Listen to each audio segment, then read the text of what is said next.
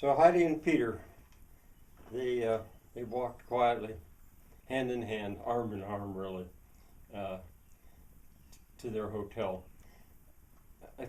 Feel a little bit like I'm invading on their privacy at this point, but I'll tell you a little bit about what happened. They got to the hotel. By now, the hotel, there were still some people around, but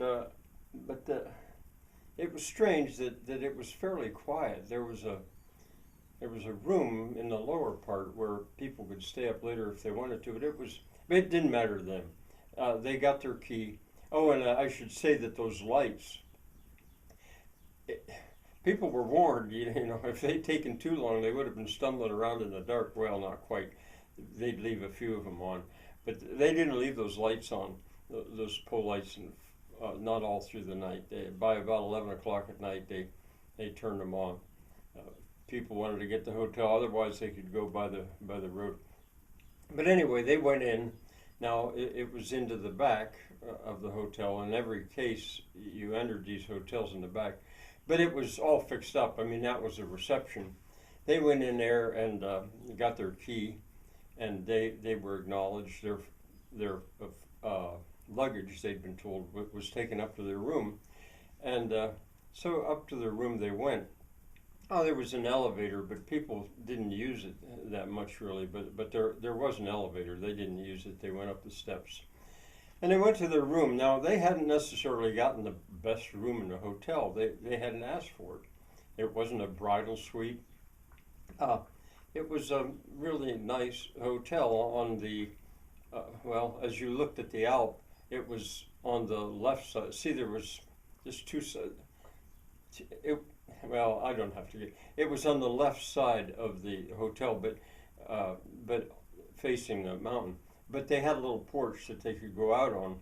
All rooms did, where you could go out and look at the Alp that way. But they checked that all out.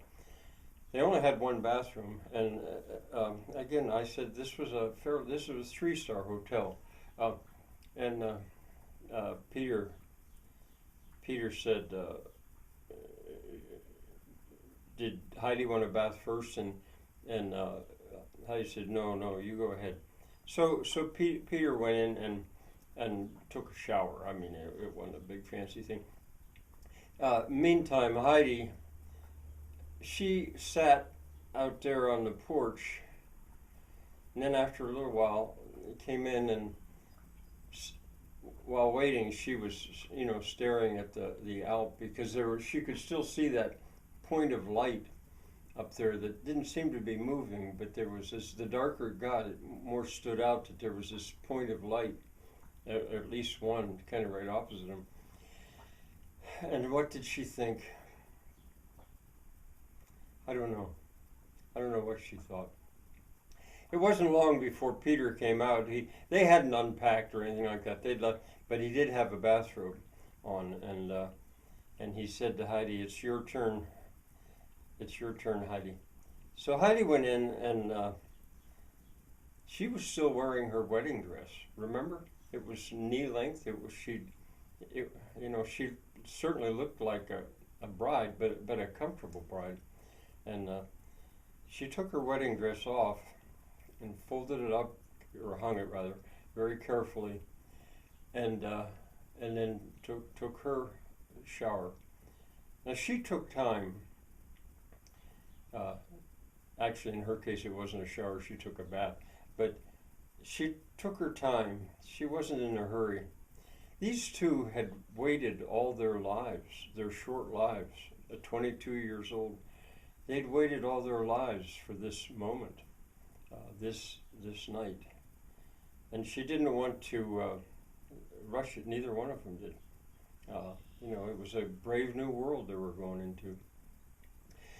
And so when she was done, dried herself off, she had her bathrobe, put her bathrobe on. But then there was a full-length mirror in the. Boy, I'm getting pretty private here, but there was a full-length mirror in the bathroom, and. She stood by the mirror and looked herself in the eye.